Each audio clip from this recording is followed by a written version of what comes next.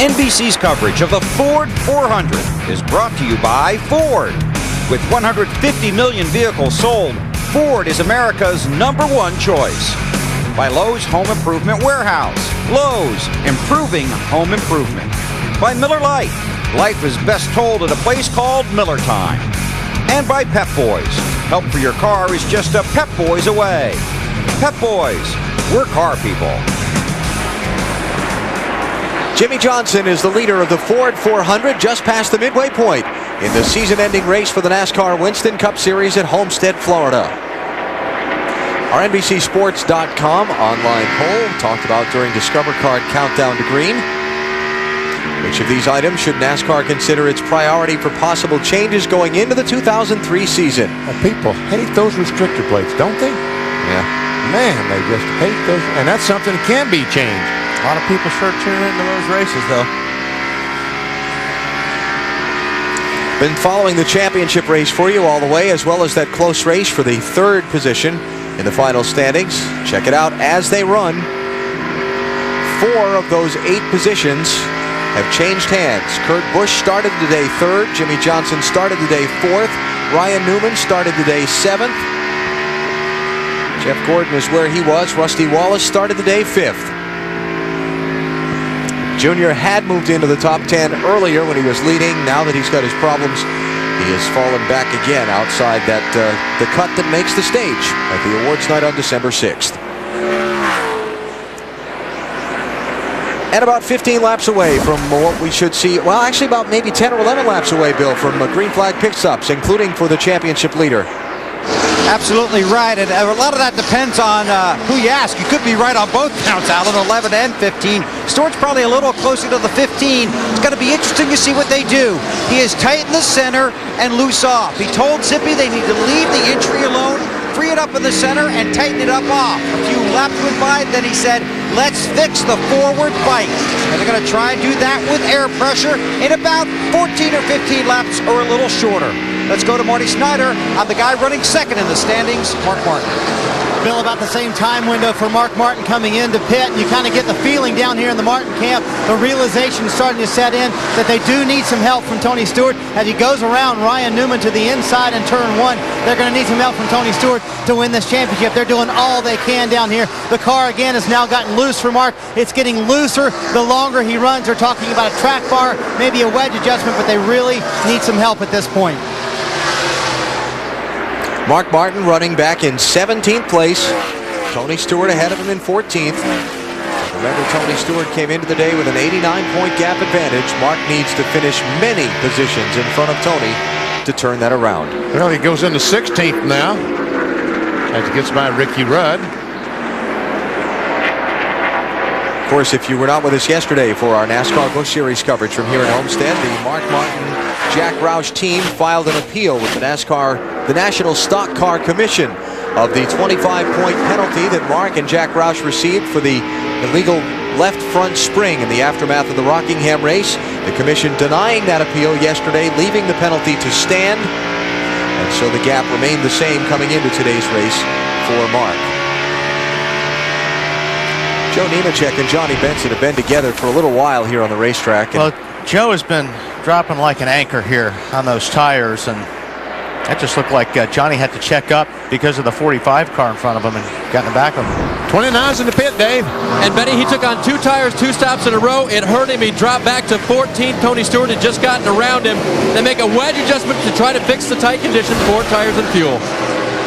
You see Michael Waltrip has the Napa Chevrolet back on the racetrack. He did a good job on the back of that. Yeah, he did. It's pretty good. And you know, we talk about championship standings. Michael is still in a pretty good fight with Ricky Craven for 14th place and Bobby Labonte for 15th, so he's got to get back out there and finish as high as he can.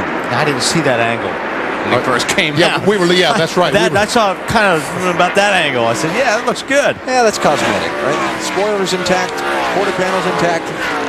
That car will be loose. That car will be loose. All right, singular call to the pits has got Matt Yoakum on the speed dial. And now the 25 making its long way down pit road. He'd gone 2 straight runs on those left side tires. This will be a 4-tire change. They're short pitting. They just felt like they were losing way too much track position as Nemechek makes makes his way in. Remember, 2 years ago, this team won the season finale, hoping to do it again. Nemechek came in this car back in May 15th. They're starting to show a lot of promise. The car, though, a little free. They're going to also adjust with air pressure as they come around to the left side of the car. 3 Busch Series wins here. They pull a tearaway off. That was one complaint that he did have about the race car. He just had a hard time seeing. Hey, Matt, you got to find out if those left sides had any tread at all left on them. Rusty Wallace in. What if they're not going to be able to do, Matt? And they're changed. They adjusted this race car with air pressure in the right rear. Rusty told Billy Wilbur, the crew chief, just way too free.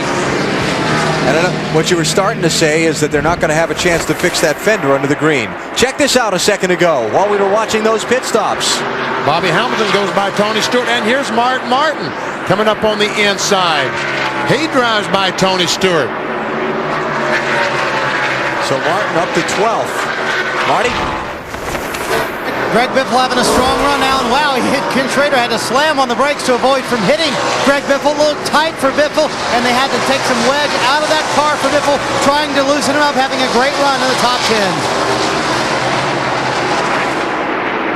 Tony Stewart is falling like a stone here on these last few laps on this set of tires. He's just been passed by Bobby Hamilton, Ryan Newman, Ted Musgrave, and Ricky Rudd. Yeah, they need to come in now because he's losing way too much track position right now. So they really need to get that car in and get some tires on it as quick as possible. And Jeff Burton just went by him. There goes Elliott Sadler by him. Those are all for positions. Hey, Bill, they're not worried about trying to get to a window where they can make it on one more stop, or is there something wrong with this 20 car?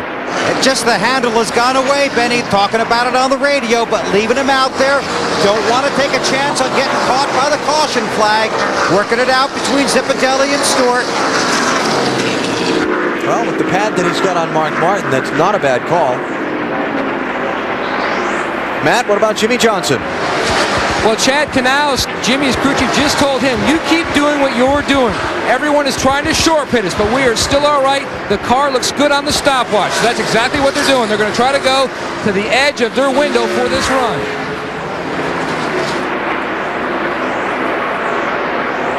So Johnson out in front by 3.1 seconds over now Dale Jarrett, with Kurt Busch third, Jimmy Spencer fourth, and Ward Burton up to fifth. Remember, the standings shuffled a little bit by the pit stops. You see those who've already stopped in Yellow. Okay.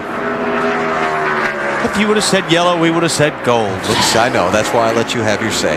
The cars that have not stopped, as you see, are in white.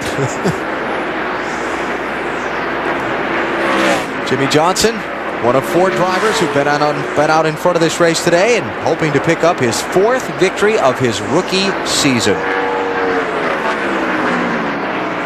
And bypassing that pit opening once again. He is definitely, and here we go. 8 cars coming down pit road. Are they going to raise the hood, Bill, do you think? Well, they're talking about it. We'll have to wait and see what they do. I don't think they're gonna, though, Benny. Not under green. They're talking about where they have to finish to try and protect the position they're in the championship standings, as opposed to trying to gain. Ryan Newman swings around them, so they go to work on the 8-car right side. Tires are on. Now they'll come around to the left side. Not going to lift the hood. Just going to fuel it and give him tires and send it back out.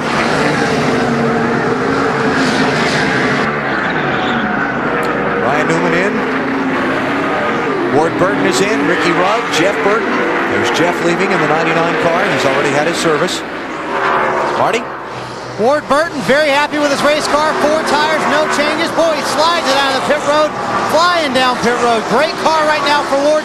We're in the top 10, trying to get to the top 5. Better not go too fast.